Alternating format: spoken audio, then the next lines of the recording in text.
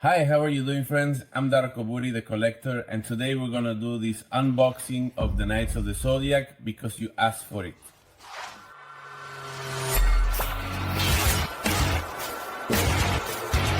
Today we're going to do the unboxing of Hagen of Merak Beta, which is a Saint Cloth Myth EX figure. Let's remember that among the figures Bandai kindly brought as thank you so much. By the way, there are the traditional figures that we now call vintage, those old ones from around 1986 to 1990. You know, the ones where the Knights of the Zodiac had little holes here, and then they evolved into the Myth Cloth figures.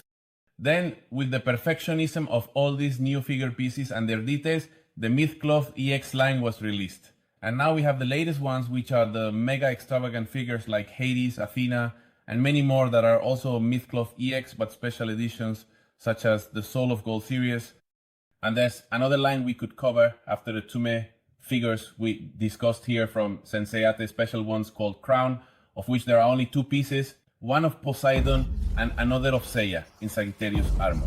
So today we're gonna take a look at this special edition Myth Cloth EX from the Revival series, one of the latest releases, Hagen of Merak Beta, because as we remember, all the figures had already been released and now they're putting out a very special series of all of them, these Gold Saints that are being re-released as what's called the Revival line.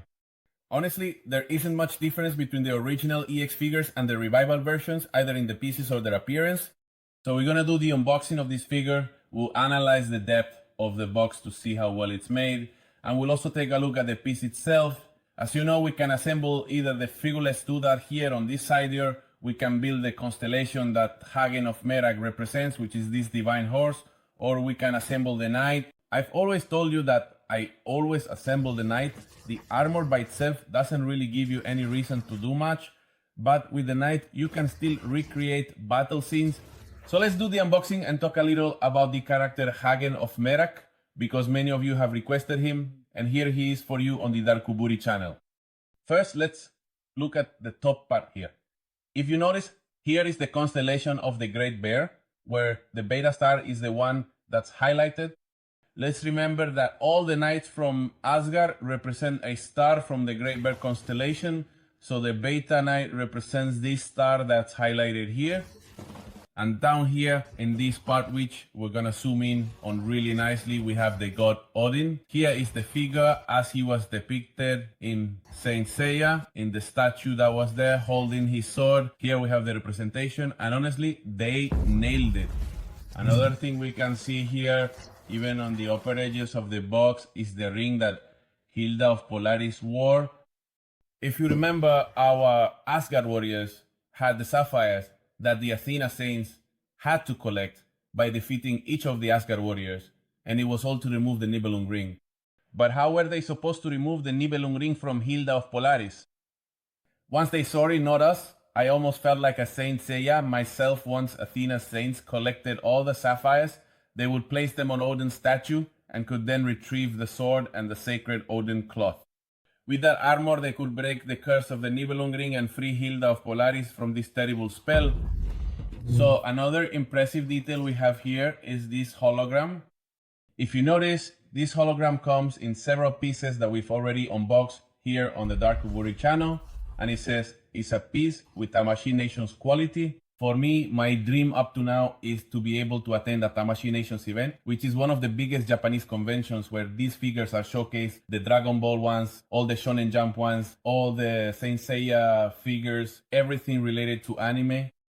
Here we're obviously going to have the quality of Tamashii Nations. Here we have the logos of Bandai, Tamashii Nations, and Toei Animation. So the original box has all these distinctive seals of the pieces. And on the back, we're going to see three specific details.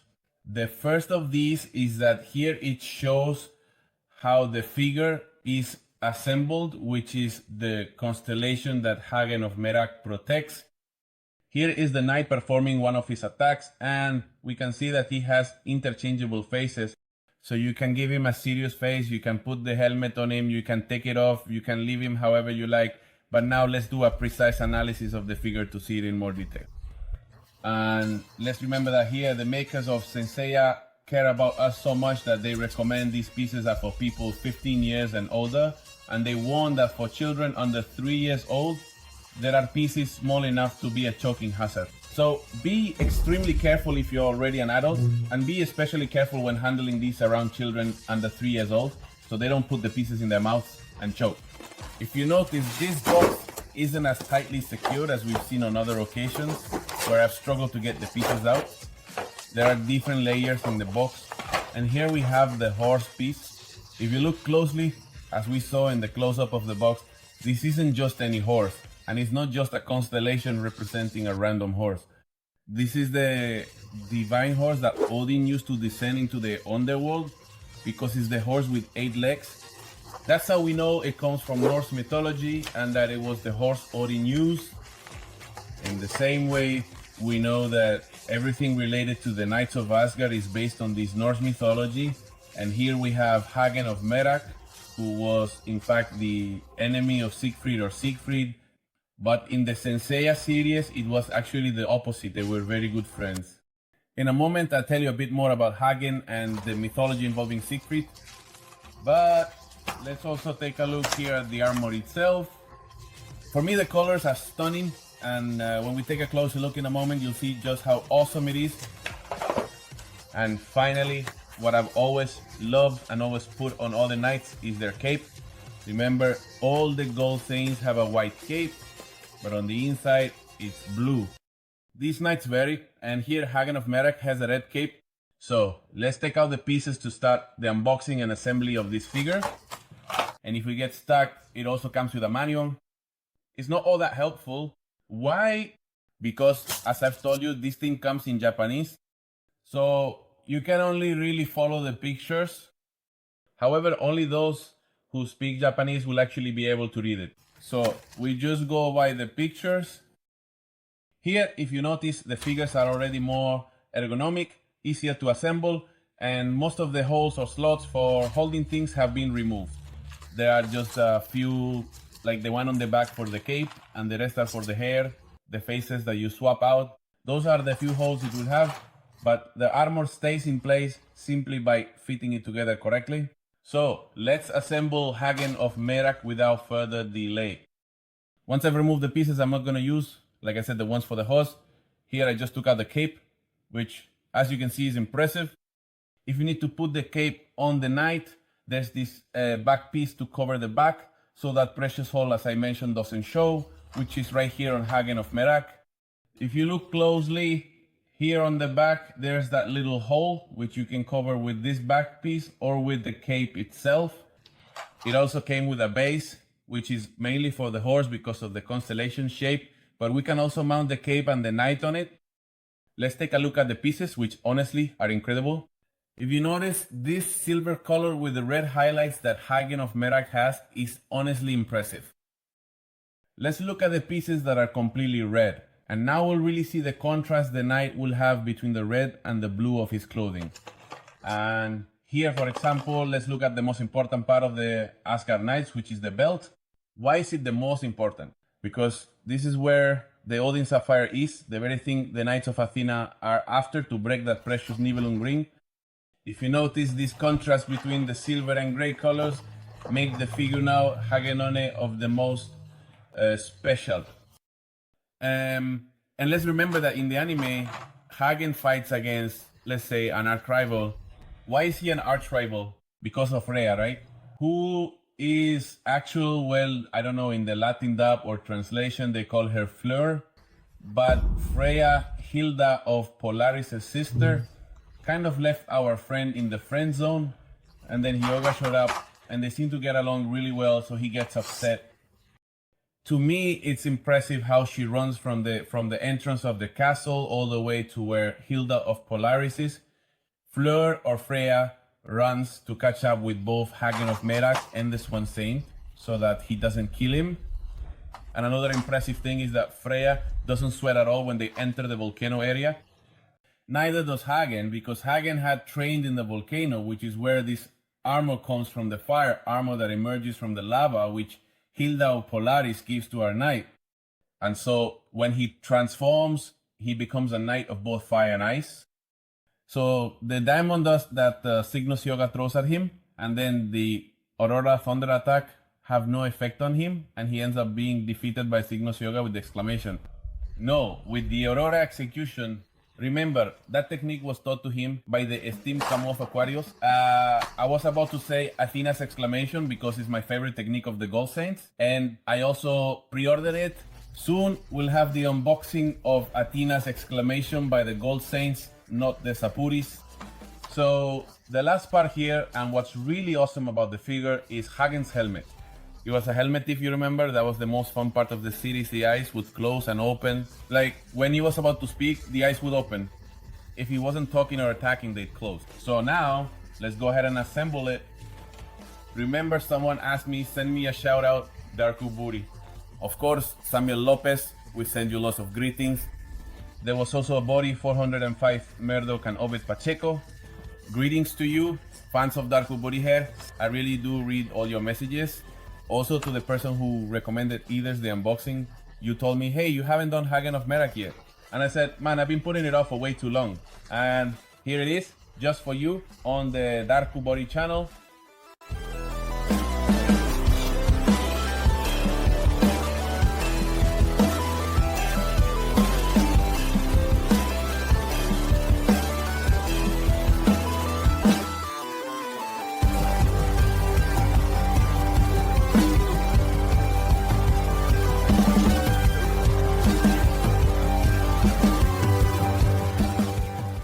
And now, after 2 hours of assembling our Knight Hagen of Merak, let's talk a little about the pieces. And the first thing we need to talk about with Hagen is these claws that come with this hand swap. If you notice, it comes with 3 hand options. The first one is the one that came with the figure, where the fist or the armor on the Knight's fist isn't painted. So I always put on, of course, the armor that matches the rest of the armor. But if you notice, it comes with these claws. There are 3 attacks that Hagen chose, at least in the anime. The first of them is that freezing force or freezing wave. The second is the heat ray, which is the one he uses to seriously injure Hyoga. Why? Because Hyoga was a nice knight. And the third one doesn't have a name. He approaches him, and simply when he's up against the mountain wall, he does an attack similar to the shadow well of the Viking Tiger or the Viking Tiger. Yes, the claw, the shadow of the Viking Tiger, but he doesn't say anything. He just does that attack with these claws. Since he doesn't mention that attack, here I decided to include it and said, well, let's give him this iconic unnamed attack that Hagen of Merak has. The second detail, if you notice here, the helmet, you can choose whether to leave him with the hair or the helmet. In most of the fights, the first thing the knights lose is the helmet. That wasn't the case here. Instead, almost when he kills Hyoga, he says, I'm gonna take the helmet, the Swan Knight's helmet, as proof that I've killed him for Miss Hilda Polaris. That's when, as I was saying, Flare arrives, who in the Latin translation is called Flare or Freya, as she should be named given all the Norse inspiration in this mythology. She's the one who comes to save him. Then Hagen goes a little crazy when he sees them together and attacks Freya and attacks her along with Swan. Swan protects her, and that's when all the chaos breaks loose, ending with the execution of Aurora to defeat this knight. Afterwards, he removes Hieref. You look closely what is actually Odin's sapphire, which is what everyone is searching for. And if we look at the knight from this side, here as a close-up of the arm, we can see the shape of the horse. Notice the red eyes, the color is absolutely stunning. And as I mentioned, in mythology, that horse is an 8-legged horse, which is the one Odin rides. Let's remember that in mythology, Hagen of Merak, or Hagen in this case, was a fierce enemy, absolutely, of the young prodigy Siegfried. And Siegfried bathes in the blood of a dragon he kills, if I remember correctly. It must be Fafnir, the dragon he slays and he forgets. It's similar to the story of Achilles. Achilles is deep, so to speak, in the waters, and it makes his skin completely tough, totally, now truly impenetrable. But Achilles' power now is only diminished in the area of his heel, because that's where he was held when he was submerged. In Siegfried's case, as he is being bathed, a leaf falls, and in one spot on his back, the dragon's blood doesn't touch Siegfried. So, in the mythology, Hagen is told about this spot because he was supposed to be Siegfried's bodyguard, but he takes advantage of it to approach with a spear and kill him from behind. And without further ado, he says, yes, I killed him, but I have the king's authorization. And that was the end of Siegfried, who also has skin as tough as a dragon's because he was bathed in the blood of this dragon. But anyway, if you notice, here they also make very good use of all these red and silver features on the armor. It's this combination of red, silver, here silver, and then it goes back to red, and they put together this awesome mix. As I mentioned, the cape is also impressive. I put it on here, and the inside is red, the hair is blonde, and the eyes are the color of our hero here, well, our anti-hero or enemy, Hagen. I was gonna say hero, but the hero was Signos Hyoga. So here I leave you with a close-up of Hagen of Merak so you can appreciate all the details of this incredible piece from start to finish.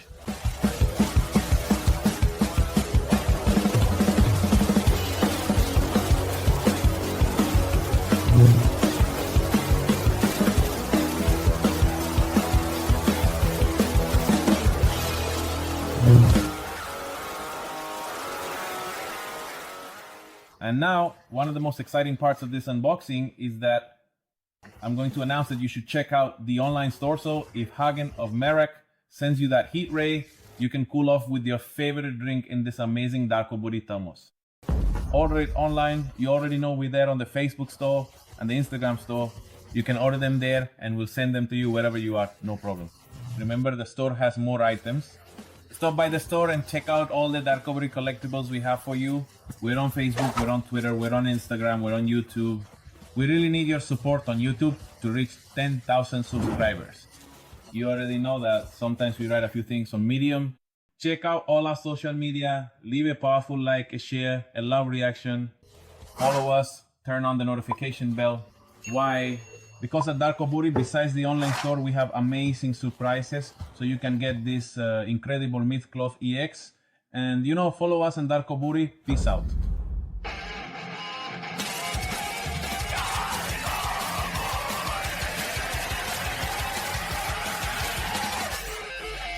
Whoa.